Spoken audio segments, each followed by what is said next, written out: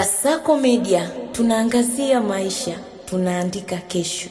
Fahamu kwamba Producer Bacteria of course ni mgonjwa, actually hali yake si nzuri, na pia aliweza kutangaza kuweza kwenda nchini India kwa ajili ya kwenda kufanyiwa matibabu.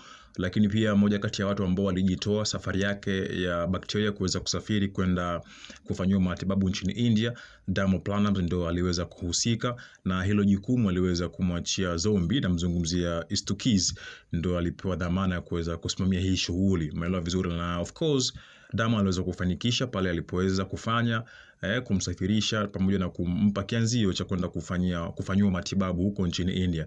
Na by the way pia Bacteria aliweza kusafiri, na mpaka muda huu ninavyozungumza Bacteria yupo India kwa ajili ya matibabu.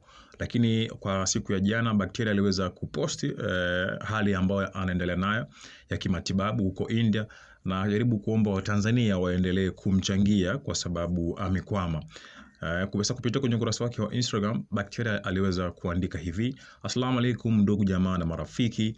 Akasema kwamba nilienda hospitali leo kwa ajili ya kubadilisha mpira wa mkojo na kuangalia kidonda changu.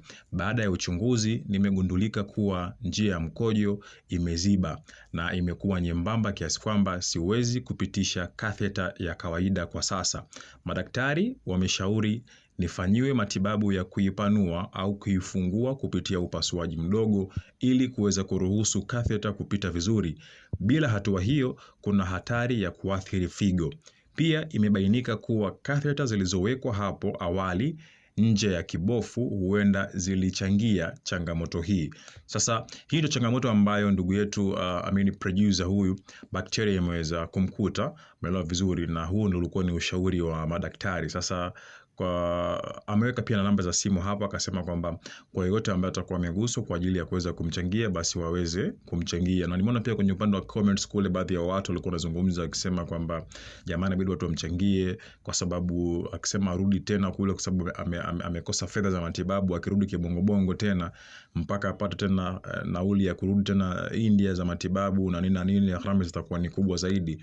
Lakini kwa sasa hivi kwa sababu yupo kule tayari amefika eneo la tukio, tusipero Tanzania tukajitoa kwa ajili ya Bacteria ili aweze kufanikisha jambo lake. So hiyo ndo hali ambayo anaendelea nayo mpaka sasa hivi huko nchini India. Of course ameweza kukwama na anahitaji sapoti ya Watanzania. So kwa yote pia ambaye ameguswa na hii taarifa ana uwezo wa kuweza kumchangia Producer Bacteria. Kasako Media, tunaangazia maisha, tunaandika kesho.